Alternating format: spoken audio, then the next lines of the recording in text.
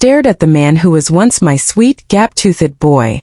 Now a man whose face was contorted into a mask of impatient disdain. "Look, Mom, we're done talking about this," Mark snapped, his voice a low vicious hiss that cut through the silence of the kitchen I had labored in for decades, preparing meals he'd devour without a second thought. He didn't even look up from his phone. I tried to appeal to him, a pathetic plea leaking out.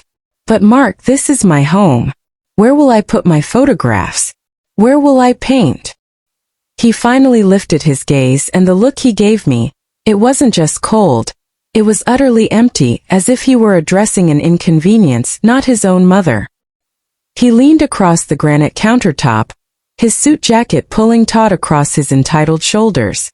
"You don't need anything, Mom," he stated with chilling finality, each word a hammer blow to my heart. He paused, letting the silence magnify the cruelty. "Go to a nursing home and shut up." He didn't stop there.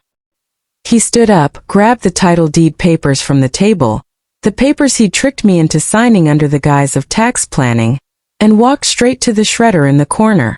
I watched the thick parchment disappear into the machine, turning the proof of my life's work into meaningless confetti. He'd done it. The betrayal was complete. He had my house, my assets, and he was tossing me out like yesterday's trash. I couldn't scream. I couldn't cry. The pain was too vast, too absolute, leaving me paralyzed in my own home. Mark paused at the back door, turning back just long enough to deliver the final insult, a triumphant smirk flashing across his face. "Don't worry, Mom. I'll send you a lovely postcard from the Caribbean when the sale closes." Then he was gone, the heavy oak door clicking shut, locking my despair inside. I walked slowly to the shredded remnants of the deed, letting the paper strips fall through my fingers. The scent of pine cleaner and old coffee filled the air. The scent of a life I was being forced to abandon. My vision blurred, and for a moment, I felt the terrifying vertigo of true helplessness. "This is how it ends," a voice whispered in my mind. "Discarded. Forgotten." But then a strange calm settled over me. I felt the familiar, cold weight of the antique locket resting under my collarbone. I remembered the years I had spent planning for a moment just like this, a moment where the worst of human nature revealed itself. I took a deep breath and smiled because there was something my dear son didn't know. The truth is, this nightmare didn't start with a shredder or a hateful quote. It started 18 months earlier, with a clumsy fall on a patch of black ice and a sudden painful vulnerability that my son Mark wasted no time exploiting. The ice was a deceptive, polished sheen over the concrete driveway. One moment I was humming a Christmas carol, carrying a box of ornaments. The next, the world had become a kaleidoscope of white and gray, ending with a sickening thud and a scream that didn't sound like my own. The diagnosis was a shattered hip and a long, grueling recovery. I was 72, fiercely independent, and suddenly confined to a hospital bed, then a rehabilitation center. The loss of mobility was more than physical. It was an emotional shearing. It stripped away my self-sufficiency, replacing it with the humiliating need to ring a call button for the simplest task. Mark arrived at the hospital 2 days after the surgery. He wasn't there out of immediate concern, but to coordinate my affairs. He breezed in, smelling of expensive cologne and the aggressive confidence of the city's financial district, a stark contrast to the antiseptic air of my room. "Mom, you look fragile," he said, not with sympathy, but with an unsettling calculation in his eyes, as if assessing the structural integrity of a dilapidated building. He kissed my forehead, a dry, quick peck, and immediately began talking about the house. "The doctor said 6 months of intensive physical therapy minimum," he announced, already tapping on his phone. "You can't go back to the house. Not right now. Too many stairs. Too much maintenance. It's an antique, honestly." The home was no antique. It was a beautiful custom-built Cape Cod where my late husband and I had raised him. It was the only tangible legacy we had left. It was my anchor. "I'll manage, Mark," I insisted, my voice weak and rasping from disuse. "I'll install a stair lift. I'll hire help." He chuckled, a short, patronizing puff of air. "Hire help? Mom, you're on a fixed income. This house is a money pit now. Taxes alone are astronomical. Be realistic. You're vulnerable. And there it was. The word. Vulnerable. To him, it wasn't a condition to be helped. It was a weakness to be exploited. My injury wasn't just a medical emergency. It was his long-awaited opportunity. Mark's shift from the busy, seldom-seen son to the intensely caring son was instantaneous and unnerving. He began visiting daily, bringing me expensive, bland hospital food and talking loudly to the nurses about my complex needs. He'd hover, insisting on handling all the paperwork, claiming I needed to focus solely on my recovery. Don't worry about the bills, Mom. I've set up power of attorney for your accounts so I can pay them directly. It's just temporary, of course, until you're back on your feet. He'd coo, his hand resting on mine, a pose of filial devotion that felt utterly false. I hesitated. I remembered my husband's dying wish. Don't ever give up control of your house, Eleanor. It's your independence. But Mark had an answer for everything. It's a nightmare dealing with insurance and mortgages from a hospital bed, Mom. The papers are standard.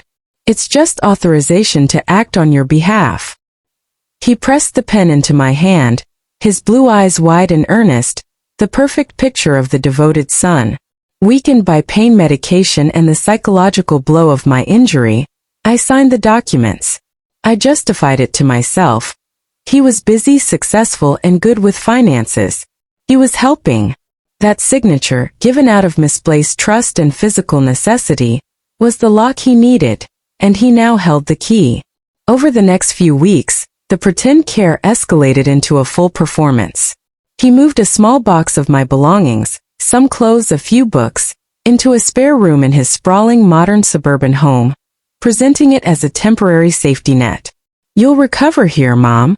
It's flat, accessible, and I can keep an eye on you, he'd said, leading me into a tiny windowless room, barely large enough for a twin bed and a plastic dresser. My wife Sarah will bring you meals. Sarah, his wife, a social climber who barely tolerated me on holidays, offered a tight, forced smile. The reality of my new existence was immediately clear. I was not a guest. I was a project, sequestered away and largely forgotten. They had moved me out of my home and into a glorified closet, all under the guise of compassion. The real trouble started when Mark had to officially secure my house. He told me he was just going over to check the pipes and make sure the alarm was set. But he was gone for an entire afternoon. When he returned, the smell of dust and old memories clinging to his expensive suit. He wasn't carrying a wrench or a fire extinguisher. He was carrying a small leather-bound notebook and a triumphant swagger. He sat across from me in that sterile little room and began to read from his notes, treating my possessions not as sentimental treasures but as cold, marketable assets. Okay, inventory check, he announced, flipping the page. The Persian rug in the living room is a bit faded, but maybe $1,500 at auction. The mahogany dining set, heavy dated, but we could get $4,000. The silver tea service, tarnished, needs polishing, probably $800. My blood ran cold. Mark, what are you doing? I told you I'm not selling anything. He slammed the notebook shut, his pretense of patience evaporating in a flash of pure entitlement. Be reasonable, Mom. I'm managing your estate. This stuff is worthless to you now. You can't use it in this room, can you? He gestured around the cramped space with open contempt. We are going to have an estate sale. I'll clear out the clutter, sell the house, and put the money in a high-interest account for your care. After my management fee, of course. Management fee? I whispered, aghast. He leaned forward, his voice dropping to a conspiratorial, sinister tone. Yes, Mom.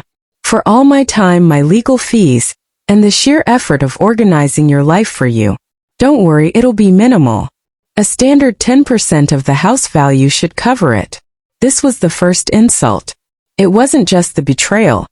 It was the audacious, calculated avarice. The house wasn't an asset to protect. It was a spoil of war to be plundered. He had not only planned to take my home but to profit handsomely from the theft, wrapping it up in legal jargon and the mantle of dutiful son. The pretend care was merely the expensive wallpaper over a deep, black hole of greed. I realized then that my injury hadn't just weakened me. It had revealed the true rotten core of my son. He didn't see his mother. He saw a frail woman standing between him and a considerable cash payout. I looked at the windowless wall, then back at his smug, expectant face, and the last vestiges of maternal hope died inside me. I had to stop him. And I knew the only way to stop a man who only spoke the language of assets and documents was to strike him where it hurt the most. I managed a weak, compliant smile. "Oh, Mark. You are so clever. Thank you for handling everything." He ate up the praise like a starved dog. He never noticed the tiny, steely glint in my eyes, the cold focus of a woman who had just been reduced to an inventory list, and who was now activating the forgotten insurance policy against her own blood. He had my signature, but I still had the secret. Mark's arrogance, fueled by the power of attorney papers, became his guiding star. He was no longer trying to manage my assets. He was actively liquidating them. The small room in his house felt less like a temporary recovery space, and more like a minimum security prison. Within a month of my arrival, the subtle hints turned into blatant actions. He started talking to Sarah about renovations they perform on my house before they listed it. They spoke of open concept living and quartz countertops. All the buzzwords they assumed would net them a higher commission. One Tuesday morning while Mark was at work, a large glossy brochure arrived in the mail addressed to him. Sarah left it carelessly on the kitchen counter, assuming I was still too frail or uninterested to notice. It was from a high-end national real estate firm. The title was printed in bold gold letters: Accelerated Estate Liquidation Services. I carefully unfolded the brochure. Inside was a timeline. Week 1. Full appraisal and listing agreement execution, check. Week 2. Staging and professional photography, scheduled. Week 4. Open house and bidding war strategy, scheduled. Week 6. Closing and transfer of funds, target date. My heart hammered against my ribs. 6 weeks. They planned to have my home sold, the funds transferred, and my life permanently erased within 6 weeks. The house, my sanctuary, my canvas, the only place I felt like myself, was already being marketed. Mark had not just thought about selling. He had signed the listing agreement under the authority I had foolishly granted him. The most galling part was the small print on a tear-off sheet attached to the back. It was an application for a place in a corporate-run assisted living facility, the very nursing home he had so cruelly mentioned. It was in another county miles away from the life I knew, and the cost was astronomical. Mark wasn't just selling my house. He was selling it to finance warehousing me out of sight forever. I painstakingly copied the name of the real estate firm, the agent's contact information, and the date of the scheduled open house into a small mental folder. I refolded the brochure exactly as it had been and placed it back on the counter. My hand was shaking, not from weakness but from pure crystallized fury. Mark grew bolder as the closing date neared. He started taking calls at home, convinced that my current passive state meant I was barely listening. One evening he was in the next room, the office, which was just a converted laundry room, speaking in hushed, excited tones. He thought the thick drywall muffled his voice. He was wrong. The air vent connecting the two rooms was thin, and the medication I was taking had sharpened my senses. "Yes, Mr. Henderson, the appraisal came in $50,000 higher than expected," Mark gloated into the phone. "The neighborhood market is red hot." He paused, listening to the person on the other end, then let out a sharp, calculating laugh. No need to involve Mom. She's mentally frail now. I have full power of attorney. I've already decided to take a lump sum for the furniture and art to cover the staging and relocation costs. The bulk of the sale funds will go directly into the trust account I control. This was the pivot. Not only was he selling the house, but he was actively moving the proceeds into an account he solely controlled, clearly intending to pocket a massive percentage that went far beyond his proposed 10% management fee. He was planning to leave me enough for the expensive nursing home, ensuring I would be forever dependent on him for basic needs, while he took the capital. Then came the final gut-wrenching confirmation of his betrayal. "The best part is the life insurance policy," he whispered, a vile excitement in his voice. "I convinced her to switch it over to me a year ago, for tax purposes. We should cash it out now. I'm legally the beneficiary and the policyholder. No sense in waiting, right? That's another $150,000 cleared. She doesn't need it. She doesn't need anything." I stood frozen, gripping the edge of the plastic dresser until my knuckles turned white. It wasn't just my house. It was my security, my dignity, and the future inheritance for my other family. The quiet, decent side of the family he had always ignored. Mark had reduced me to a disposable expense, and was now systematically erasing every trace of my financial existence. The rage that filled me wasn't hot. It was cold, precise, and utterly focused. It was the energy I needed. I had to move fast but subtly. My physical limitations meant I couldn't simply walk out. I was under constant, if negligent, surveillance. For 2 weeks, I perfected the art of appearing defeated. I spoke quietly, ate sparingly, and asked no questions about the house. I let Sarah believe I was slowly succumbing to despair, a burden soon to be offloaded. But under the cover of my fragility, I worked. My first act was to retrieve the secret weapon. It was not a hidden deed or a secret safe. It was far simpler, and far more lethal in the hands of a clever woman. Mark had foolishly given me a tablet during my recovery, telling me I could use it to read books or watch Netflix. What he didn't realize was that I had not been an inattentive wife. My late husband, a brilliant but eccentric patent lawyer, had taught me the complex, often forgotten corner of trust law. He'd always said, "The simplest trap is the one everyone ignores." I used the tablet to quietly communicate, using encrypted messaging with the one person Mark didn't know I still spoke to. My niece Clara, a sharp-as-tax corporate lawyer who understood the law and loved me unconditionally. My messages were sparse and cryptic. Activate the codicil. Date of the first signing. Confirm the witness. The hidden strength wasn't a sudden cash windfall. It was a carefully constructed legal moat Mark had been driving towards for years. Years ago, my husband and I had set up an Irrevocable Life Estate Trust (ILET) for the house and all its equity, years before Mark ever started sniffing around. The ILET contained 2 crucial, ironclad stipulations. Life tenancy. I, Eleanor, retained the absolute right to live in and use the property until my death. It could not be sold without my explicit, notarized consent, regardless of any future power of attorney. Conditional beneficiary clause.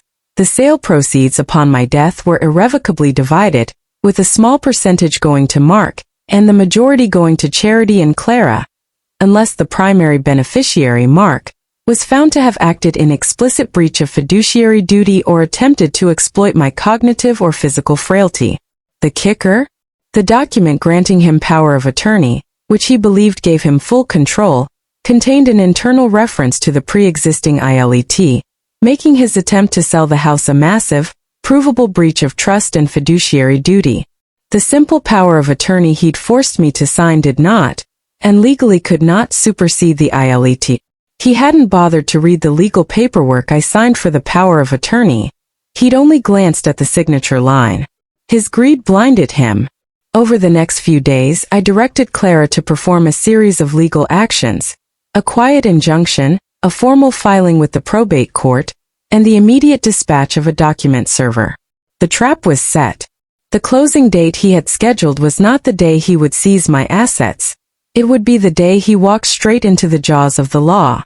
I looked in the small plastic mirror at the determined woman staring back. Mark saw a disposable, frail mother. He was about to meet Eleanor, the architect of her own justice. The day of the closing was a Tuesday, the air thick with late summer humidity and the suffocating tension of finality. Mark had initially planned for the closing to happen quietly at his lawyer's firm, a sterile, intimidating environment. But 2 days before, he received a formal summons, due to a minor administrative dispute regarding the power of attorney's scope. The closing would be conducted under the immediate supervision of a probate judge, in a small windowless courtroom.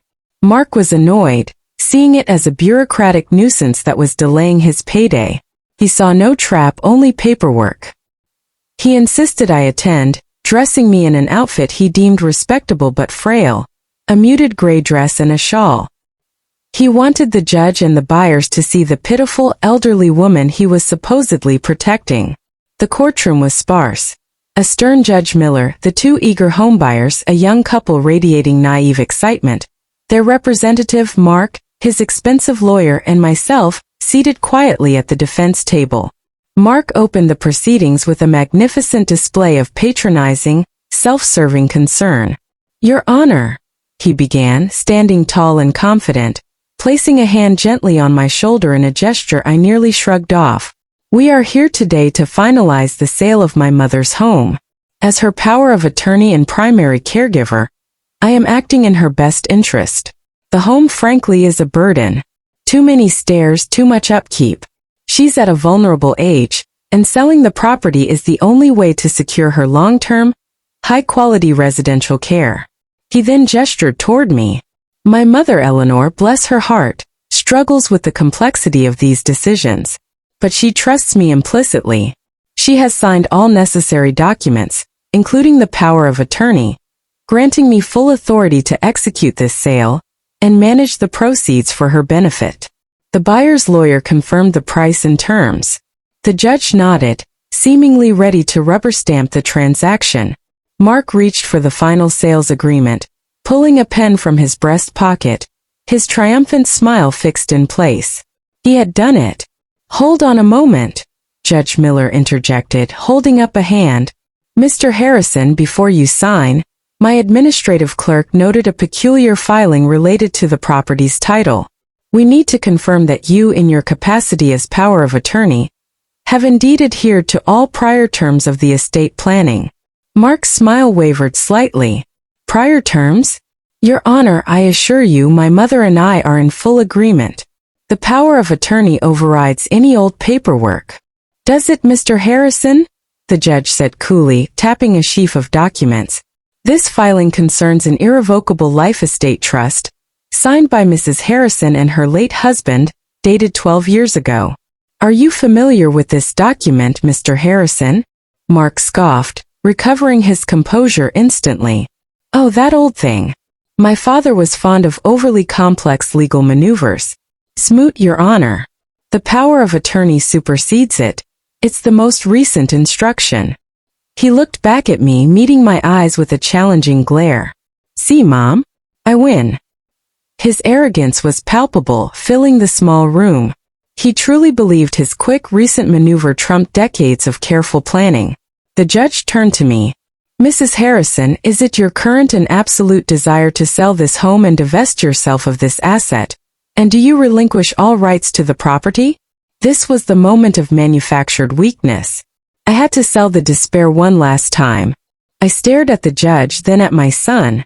I let my voice crack, thick with what sounded like defeat and confusion. I don't know, Your Honor," I whispered, wringing my hands. "Mark says it's for my best. He says I'm not capable anymore. He says if I don't sign, I'll just be a burden." I let a single perfect tear slide down my cheek. "He says I need to go to the nursing home and shut up." The courtroom went silent. The young buyers exchanged uncomfortable glances. Judge Miller's expression hardened considerably toward Mark. Mark, however, was beaming. "That's right, Mom. Play the victim. Look incompetent. See, Your Honor?" Mark declared triumphantly. "She's confused. She doesn't understand the long-term benefit. This confirms my role is necessary for her protection." He was effectively using my pain and vulnerability as proof of his right to rob me. The judge sighed, looking weary. "Mrs. Harrison, the court has received medical testimony citing a decline in your cognitive function, provided by Mr. Harrison, supporting his claim that he must act in your stead." He turned back to Mark. "Mr. Harrison, do you confirm that every action taken, including listing this property, was done solely based on your legal authority as her power of attorney?" "Absolutely, Your Honor." Mark replied, puffing out his chest. I have followed the letter of the law. I acted entirely on my mother's behalf, using the legal authorization she provided. He gestured toward the signed power of attorney, lying on the table like a death warrant. He had won. He had successfully manipulated the court, reduced me to a helpless object, and was about to sign away my home. My own son had betrayed me entirely, dismissing my entire life's worth with a contemptuous wave of the hand. The despair I showed was an act, but the underlying pain was real and agonizing. I felt the absolute, cold dread of knowing this man carried my blood, yet wished me poverty and institutionalization. Mark was so focused on the signature line that he missed the most crucial procedural detail. He was so convinced that the power of attorney was his invincible shield that he refused to acknowledge the existence of the ILET, or the minor temporary injunction Clara had filed. He took the pen, leaned over the document, and before he could place the ink to the paper, Judge Miller stopped him one last time. Mr. Harrison, one final administrative detail before we proceed. The injunction filed by counsel for the estate asks for a formal confirmation of your current residence, specifically, where you have been caring for Mrs. Harrison since her injury. Mark frowned. This was pointless, but he didn't want to antagonize the judge now. I took her into my home immediately, Your Honor. She has been residing in the guest suite at my house in the suburbs. I have been providing continuous intensive care, as a devoted son should. He smiled, looking for approval. And you have done this since the date of her injury 18 months ago? The judge clarified. Correct, Your Honor. 18 months of continuous unpaid loving care. Mark emphasized, stressing the unpaid for maximum effect, hoping to justify his massive management fee. This was it. The fatal arrogant mistake. He had lied to the court, boasting about the generosity and duration of his care, completely unaware of the precise legal threshold he had just crossed. He had made himself look like the perfect, dutiful son, and in doing so he had become the perfect target. I felt the antique locket, my father's military ID tag, welded onto a chain, cold against my skin. It was the only tangible thing I had insisted on keeping when I moved into his house. I looked at Mark's beaming, avaricious face. His victory was so close he could taste it. And that was why it was about to shatter so spectacularly. I raised my hand, no longer trembling, and spoke to the judge with a clear, steady voice. Your Honor, I said. I apologize, but my son is mistaken about one thing. It has not been 18 months of continuous care. Mark whipped his head around, confusion mixing with anger. Mom! Don't confuse the judge. I looked at him, my eyes devoid of all motherly warmth, and delivered the line that brought the entire structure of his fraud crashing down. Your Honor, Mark has not been taking care of me. For the past 4 months, the only reason I have been able to stay in his house, in that tiny room, is because I have been quietly paying him $3,500 a month in rent in cash, directly from my savings account. I paused, letting the silence scream. We have a written, dated, and witnessed rental agreement, signed by him, Your Honor. He is not my caregiver. He is my landlord. And the moment he became my landlord, he lost all legal standing to claim he was acting in my best financial interest as a fiduciary. The courtroom erupted into a chaotic whisper. Mark froze, his face cycling through disbelief, horror, and incandescent fury. The judge stared at me, then back at Mark, his previous weariness replaced by a chilling judicial focus. Is this true, Mr. Harrison? Judge Miller's voice was low and dangerous. Did you accept cash payments from your mother and execute a written rental agreement? Mark stammered, his confident facade shattering. No. Your Honor, she's delusional. This is the cognitive decline I spoke of. She gives me little gifts, cash for groceries. It's not rent. I am not delusional, Mark, I said, my voice strong and steady now, the frail mother performance finally discarded. I looked directly at the judge. Your Honor, may I present the evidence? I reached into the pocket of my gray dress, the pocket Mark had never bothered to check, assuming I had nothing of importance left to me, and pulled out a pristine, notarized folder. Exhibit A, I announced, placing the document server on the table. A copy of the Irrevocable Life Estate Trust (ILET), signed by my husband and me. It explicitly states that I maintain full life tenancy, and that the property cannot be sold without my uncoerced consent. Mark started to rise, his lawyer frantically pulling him down. Objection. Hearsay. That document is outdated. The judge silenced the lawyer with a single glare. The ILET is a binding contract, counsel. The power of attorney, Mr. Harrison, could only manage the trust's assets, not dissolve the trust itself, unless explicitly granted the authority to do so. The ILET remains valid. Then came the true bomb. Exhibit B, I continued, sliding over another document. The rental agreement signed by Mark Harrison 4 months ago, establishing a month-to-month tenancy at $3,500, explicitly labeled as Rent for Guest Suite 3. It also contains a clause stating that by accepting this rent, the lessor, my son, acknowledges that the lessee, myself, retains full control over all personal finances and assets, specifically the deed held in trust. The document was real. When Mark had presented me with the power of attorney, I had countered by telling him I'd prefer to be a tenant in his home, paying rent so I wouldn't be a burden. He had eagerly drawn up the rental agreement, seeing it as easy, untaxed income, and had signed it without reading the fine print I insisted on adding, the clause that affirmed my financial autonomy. His greed for a quick $3,500 had fatally undermined his entire complex scheme to seize my $900,000 house. And finally, Your Honor, I concluded, my eyes meeting Mark's shocked, desperate gaze. Exhibit C, 3 bank statements and corresponding deposit slips showing 3 cash withdrawals of exactly $3,500 and 3 matching deposits into Mark Harrison's personal savings account, all on the 1st of the month, corresponding precisely to the rental agreement. The room was silent save for the furious, ragged breathing of my son. He hadn't just made a mistake. He had created an undeniable paper trail of his own avarice.